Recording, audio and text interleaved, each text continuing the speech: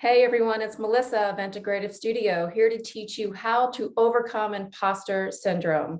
Be sure to stick around to the end of this video where I'm going to share with you an exciting opportunity where we can work together to really help you overcome this beast called imposter syndrome.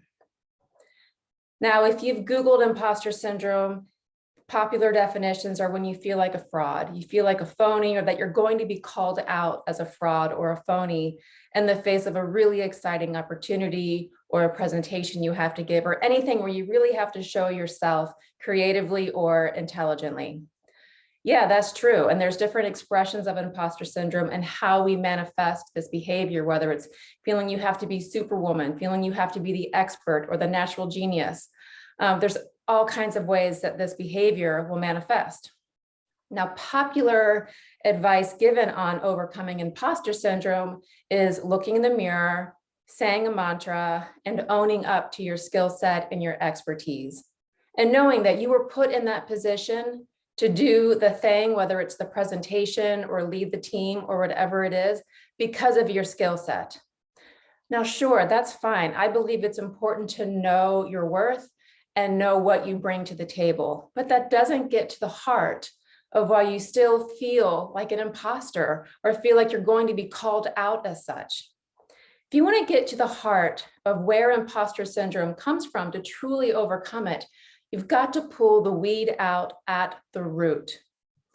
Now, what I mean by that is you need to trace back in your life other moments where you felt like an imposter or that you were going to be called out as an imposter. This is a way of thinking that I simply call getting real or get real.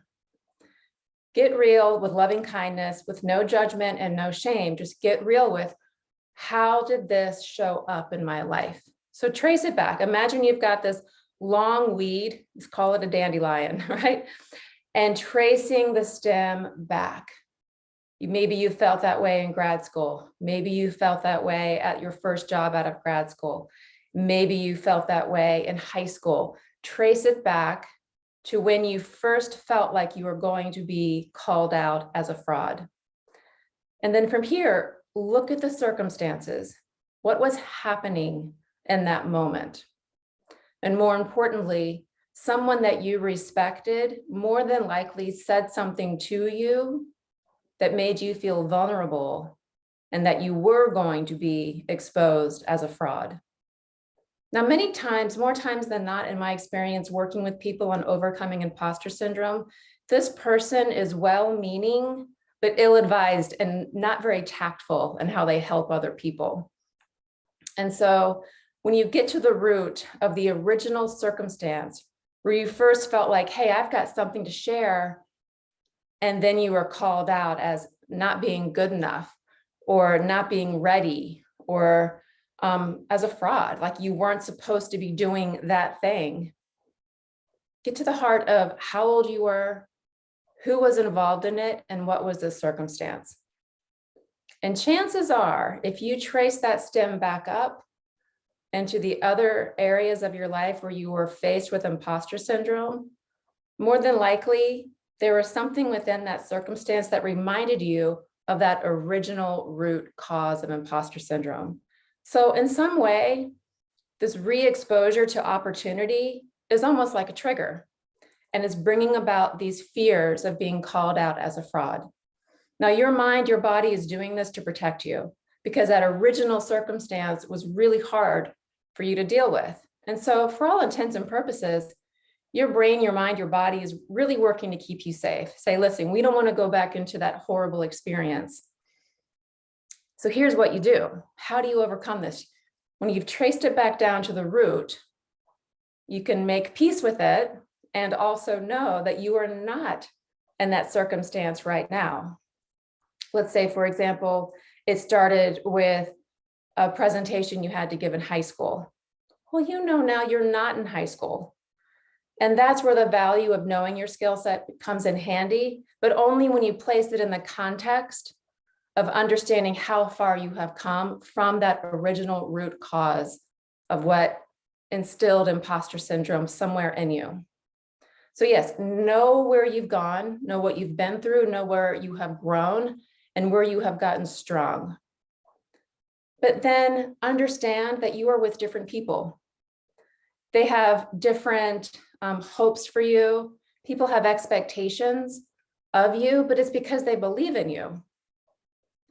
And the person who started that root cause of imposter syndrome, they believed in you too, but had a really bad way of expressing it.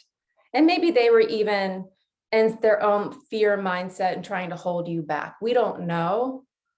All you can do is make peace with it and move forward. Pluck it out at the root and grow today, and knowing that you are not in that circumstance.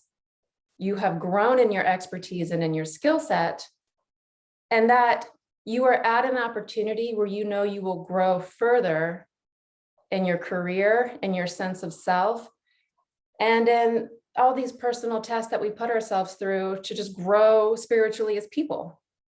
This is an opportunity. So take it as such.